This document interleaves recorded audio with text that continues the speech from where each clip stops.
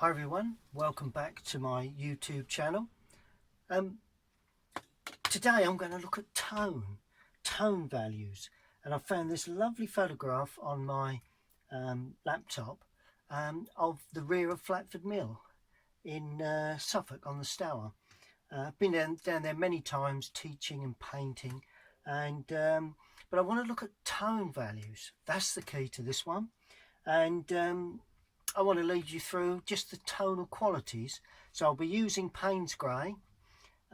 It's the Winsor & Newton Artist Quality Payne's Grey, and I'll also be using a small handful of brushes, 3 probably, and quick outline drawing in watercolour onto watercolour paper. I'm using Canson watercolour paper, and it's 22 by 15 in size. Had to think for a moment, and let me lead you through the tonal process of this lovely subject. Well, there's the subject on the screen. I think you can probably see that fairly well. It's got all the qualities of a tonal subject. Sky is just plain blue, but the tones. Now I've got to work out the darks and mediums and the lights, because without working those out before you start, then you've eliminated the real chances of success, really. So I think I've got it clear in my head. So let me show you the pencil drawing I've put down onto watercolour paper. Okay, well, there's the subject drawing. First thing I need to do is there's the mill with some hedging either side and a lovely little bit of reflection there. So I'm going to use a number 4 mop brush that points well, and I'm going to just damp the sky. This mop brush is holds quite a lot of water, so that's always a benefit when you're watercolour painting, when you're laying broad washes on. So I've damped the sky fairly thoroughly down to the edge of the buildings, picking around the roofline and chimneys roughly. There we are, and down into either side, just so as we get a nice feel of that. Now I'm going straight in with my Payne's Grey. Now this is the Winsor & Newton Artist Quality Payne's Grey. And can you see how it's got a lovely blue tint to it? Now that always works well for me. Nice blue tint. We've got light coming from the right, so let's pull that down into there. So obviously, you know, light sky that side, slightly deeper colour there. And this, can you see the way it's picking up atmosphere immediately? Once you put in those very dominant colours, tones I mean, not colours. I'll be saying colours a lot today, but it's really tone we should be saying. And pull that through. Good. Okay, that's good. Yeah. Now what I want to do, not only using tone, I want to add colour to that. So I'm going to use alizarin crimson. So I'm putting alizarin into the clouds, there and there, not everywhere, but just the odd little touch here and there. There we are. So that's basically the sky. Just improve on that a little, so that we've got a feeling of clouds running across rather than just coming down. Nice billowing clouds, lovely. Now the tone value becomes quite plain now as I work. I'm going to use alizarin for the light sides of the building, and notice how I'm allowing the sky to run in. That's going to be dark, but this will be light, and I'm allowing that sky to bleed in. Come that side, there we are. You can control it, but at the moment not too unhappy with with what's happening there. Okay, now a little more alizarin here. It's atmosphere I'm trying to pick up, leaving the windows. That is sunlit there. Oh, and this is sunlit as well. Alizarin crimson, quite weak, will dry up a lot lighter than that. And it comes down over the fencing, trying to give real atmosphere to this subject. And atmosphere means right tones.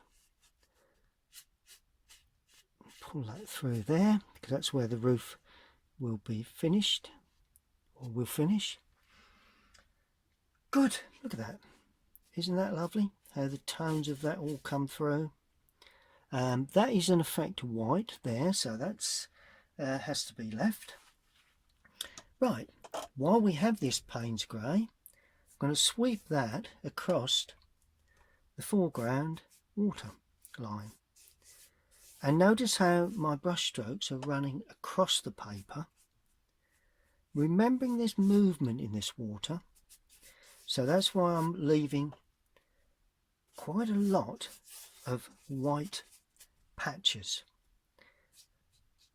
And as I come into the foreground, there's a bit of land there. And as I come into the foreground, I'm going to darken it. There we are. Because, particularly there, because there is a cloud there, which is a little darker than anything else. So a little bit of white paper shown, and then touches of alizarin with the point of the brush to show the building, like that. It's all you need. You know, water is so easy to capture if treated simply. That's the roof there, like that, and that's the building. Look at that. Isn't that absolutely superb? Let's allow that to dry a little before we move forward. Well, while that was beginning to dry, I did just add a little colour to the two chimneys, but apart from that, now we're going in with the shadow sides. I mean, it's almost as if I'm outdoors sketching the scene in tone, warm and cool, and trying to pick up a feeling of light.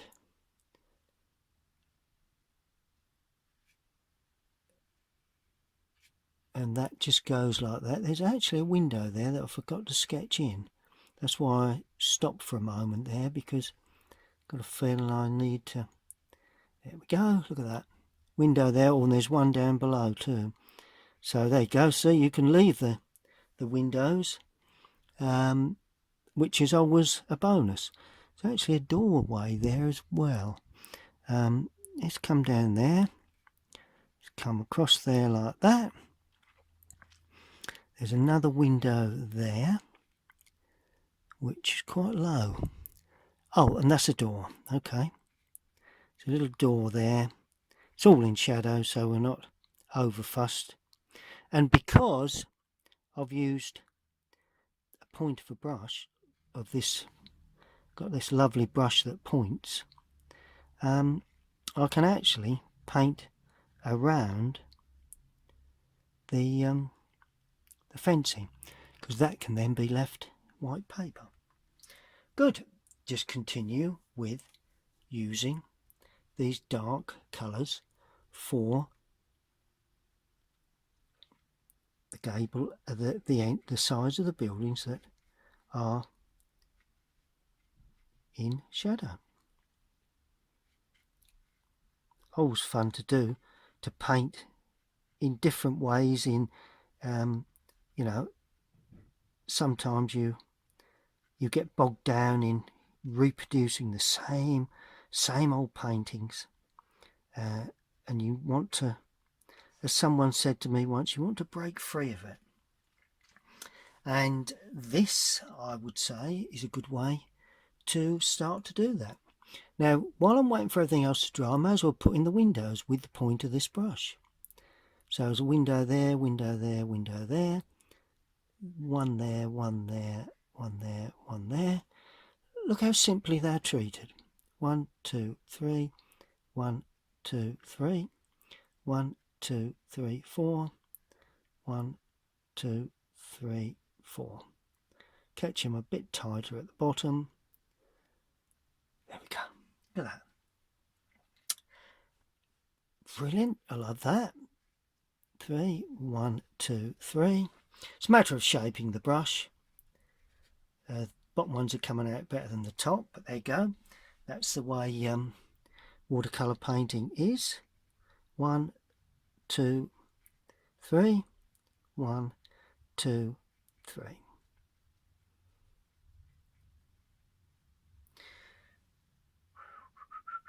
That's excellent stuff. Love it. That really is just shaping these at the top just a little bit tidier, but nothing too fussy.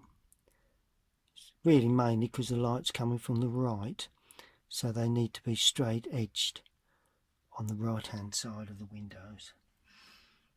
Good, that's fine. Oh, we may as well do the windows in the shaded areas too. Yeah. It's all about tone as well, so we've got to remember that certain areas are lighter than others. Now, although this roof is in shadow, it is lighter than the real dark shadowed areas. So we put that shadow like that, and that runs across there. So it's a little bit lighter than the real dark. Oh, and this is in shadow too, but because it's white rendering, that comes up lighter. And this is where your tone values really play a part.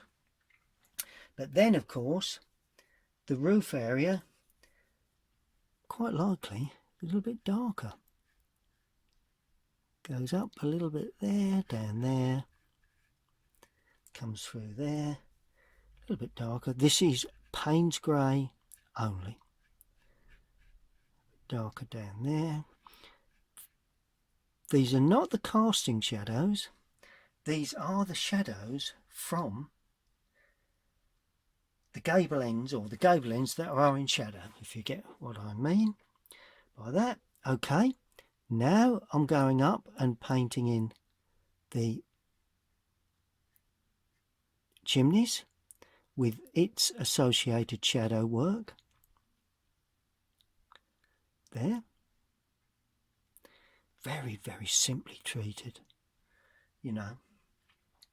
And of course this one is in shadow too. There. Like that. May get a bit of bleed into the sky, but not of any concern at this moment. Good. Okay, right. Now we're looking for the shadow areas of the greenery foliage around the outside. Oh, just one thing I've just noticed before we go too far with that. Let's put in the shadow work of the window dormers like that. There you go. One there and one there. Varying tones, you know. That's better. Begin to see the sunlight hitting those roof areas. Right. Now I'm going to put in the overhanging tree work there. Side of the brush, point of the brush. It's coming in down from the top, using the point of the brush into that light area. It's a reason for leaving that light area.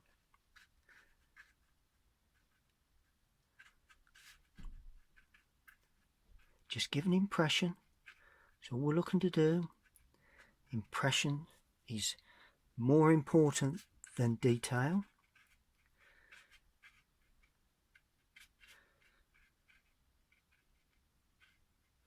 and that then heads down into the lower area. Brush begin to run out of paint just right, look at that, and use that on the outside edge really, like that.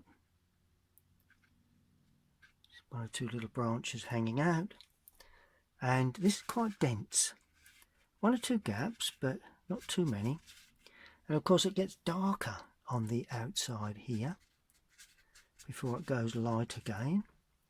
And quickly with the point of the brush, just before it completely goes, you can put in some hinting of the shadows under the branches.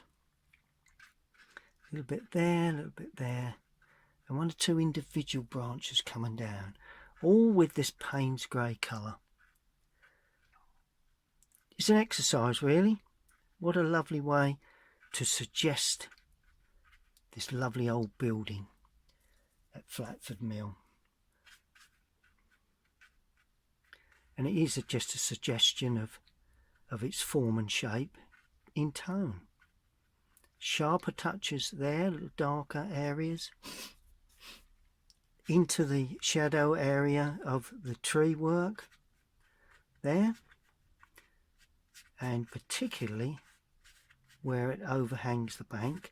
Then as the brush runs out of paint, we'll pick up some real sort of local texture on the bank, and all of a sudden there it is, we've got the hedging coming in on the left.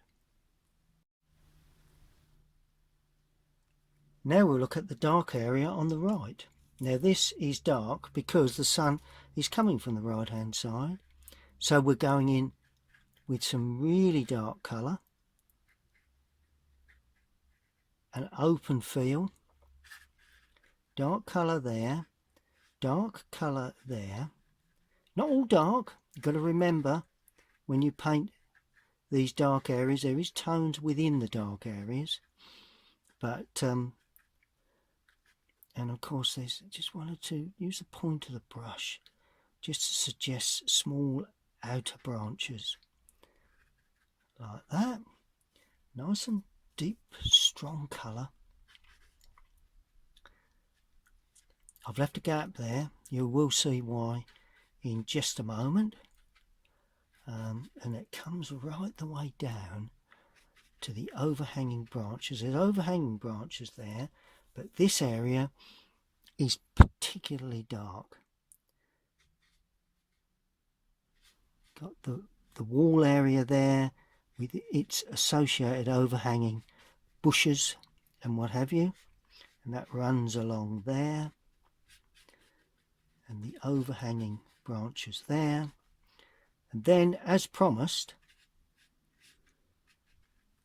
I'm going to just damp the brush and suggest some lighter shades within that, just with a damp brush, pulling all of that colour in and allowing some to merge, so you've got soft edges, hard edges, and everything in between on that right hand side. Good, let's allow that to dry too. Well, before I put in the final shadows and touches, just going to enhance the lighter areas of the roof work with a bit more colour, so that we can begin to see a little bit more of the colour within that. That roof area probably have a bit of colour too. There we are. Don't want to go too far into that because it's still damp. And a bit more here for the, what else is fairly, there we are, that's fairly dark. Fairly strong red, so let's pop that in too. Yep, that's pretty much as, and we just need one real punch there. There we are. Always try and create a punch somewhere within, if you're doing these tonal paintings like this. I'm also going to give that chimney a bit of help to stand out. That one too.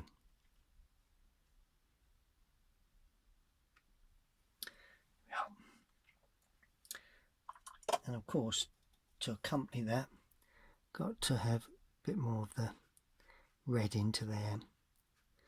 Just pull that through. There we are. Just so that blends with that. You can see that that actually lives together, as it were. Now, while that's completely drying, just add a little bit of warm colour to that. That's in shadow, we'll sort that out. And I'm going to add some warm colour to that. Now, what I'm going to do here is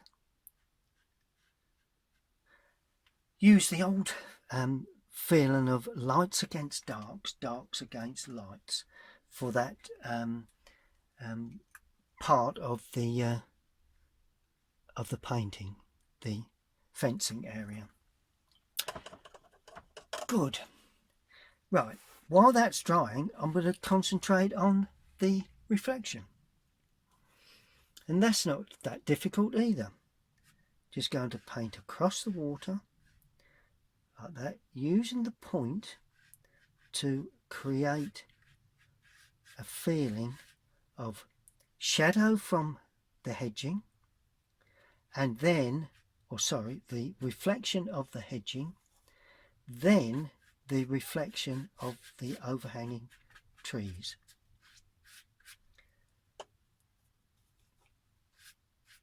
Darker as we come to the outer edges, open to a little bit of rough sort of texture work here and there. Got to remember that there's movement in that water, but of course we've got to be careful, show too much movement. And then I'm going to do the same this side here, quite dark this one, but then all of a sudden that breaks into ripples like that, and all of a sudden the trees are justified by the ripples. Then of course we have a shadow from that part of the mill, that's the wheelhouse, and of course some shadow from the wheelhouse, the mill itself there. And it's not shadow, I keep saying shadow, but it's actually reflection,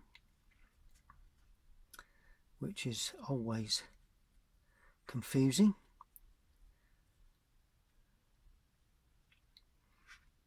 And that's that. It's all you need, really. It's so easy to produce these lovely paintings. Right, now for the main shadow work, and we're nearly there, really. Well, you know, I said lights against darks, darks against light for the fencing. I put the dark fencing until I came into a dark background, then I left it white. Then I put the dark fencing there until I came into a dark background there and left that white. All I've got to do now is just finish off with the fencing that runs away out of picture along the bank there. There we are. And that's pretty much it, really. We have a window here, so that's going to be gently teased in. We also have some windows in the roof areas, but we've no need to show those because they're not in picture. Finally comes those good old finishing touches, my favourite saying, and finishing touches, right. In the roof area, the shadow cast onto the roof there, shadow cast onto the roof there, let that blur in, still a bit damp but we're not concerned at all. Then we've got a shadow from the overhang of the roof line there. We've got shadow down the right hand side of the window. This gives a sense that the window is revealed. It actually sits back across there and down there. Good. Now that will have shadow, that will have shadow, bit of additional shadow required there and there. That's in shadow, stop where fencing is, go again, and of course that is in shadow behind the fencing. There we are, look at that, and that picks up that roof line. Love shadows, always a pleasure, brings a building to life. Shadow there like that. Yeah, let's go a bit beyond that. Let's put a casting shadow from that roof line, which would cast onto there and under there. That's also in shadow, and this then would need some deeper shadow on. It's all about tones. Or of course the brick, the overhanging shadow from the roof line there, always something worth putting in. Show the point, the shadow there. Yep, that's it. That is also going to be in shadow, that there. It's underneath that rendered work there. And of course there will be, we need to show up the lovely old beams in that rendering there. Excellent. Doorway there, and the overhanging tiles there. Oh, it's lovely to put in. I love these overhanging tiles. Really makes a perfect sort of edging to the roof lines, particularly there. Secondary shadows. Put a secondary shadow in there. There we are. Look at that. Lovely secondary shadow. And of course, we've got the overhang shadow there from that roof line. Slightly lighter than the foreground shadow. And we will have something that needs to be put in. The shadow from that roof that casts down there, through there. And luckily, it's formed into a misty sort of a feel, which is there again. Gives a sense of mystery in the background. Like that. Look at that.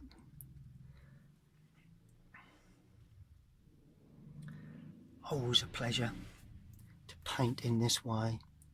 That's in shadow as well, there. Then we've got a certain amount of interest along the edge of the water. There will be some shadow where along the edge there, where I mean the fencing's casting a bit of a shadow. Now the last thing, or one of the last things to put in, is the wheelhouse shadow. So that is the archway under the wheelhouse, like that, which is very, very dark to start, and then that continues up there. Just been a little bit careful with that, not quite getting it quite right, I don't think, but there you go. Good thing when that arch must come up like that and down like that. There will be just a little bit underneath that fencing. Don't want to lose that fencing if I can help it. But there you go. Such is life. And then, as it breaks out, you get a little bit of reflection. Like that. Look at that. A few brush strokes, bang. You got your reflection from that. Tempted to put the reflection of the fencing in, but overall, let's just call that a finished article at this stage. What about just a little bit of the fencing in? Yeah, rather tempted, like that. And whether they're dark or light, I've just put them in. Then some dark stuff here, there, like that, just to enhance that, and then gently teasing through to finish what is a very respectable sketch. A little bit of balance this side. I always like to have balance, you know, particularly in the foreground. Always a good thing to do. Okay, let's allow that to completely dry and we'll take the surround away. Well, there's the finished painting with the surround taken away. As you can see, it's a lovely sort of approach to this subject that you know, you've always got to try different things, and using tone, but of course I've got a bit of colour there, I've got some colour, but using tone is always a good study, and particularly if you're looking to paint a full-blown painting of this, a tonal study with the warm and cool colours like this one is always well worth the effort. So there's the photograph that I worked to. A lovely view of the rear of Flatford Mill, and here is the finished painting. Just need to pull out with that and I'll show you the finished work. And there is the finished painting. If you've enjoyed that, please subscribe to my YouTube channel. Click on the link bottom right hand corner. You'll receive notifications then when I upload more videos showing different techniques and me painting quite often in different locations. Happy painting. We'll see you all again very soon.